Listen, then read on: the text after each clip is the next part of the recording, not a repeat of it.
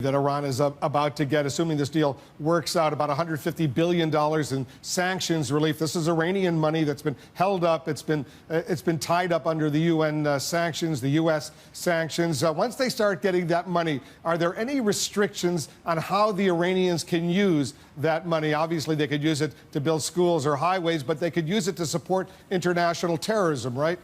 Well, let's back up and let's understand what this is about. Remember, the sanctions that we and the international community put in place were for one reason: to prevent Iran from getting a nuclear weapon. That was the existential threat that we were all concerned about, the United States, Israel, and the whole world. This deal will verifiably prevent that from happening. They have to let the IAEA in and establish this 24/7 monitoring that I described.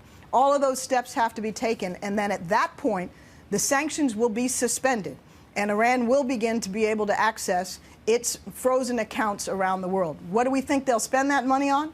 We think for the most part they're going to need to spend it on the Iranian people and their economy, which is tanked. And Rouhani, the president, was really elected on the hope that he would bring economic relief to the Iranian people. But I just want to be precise. It is real. It is possible.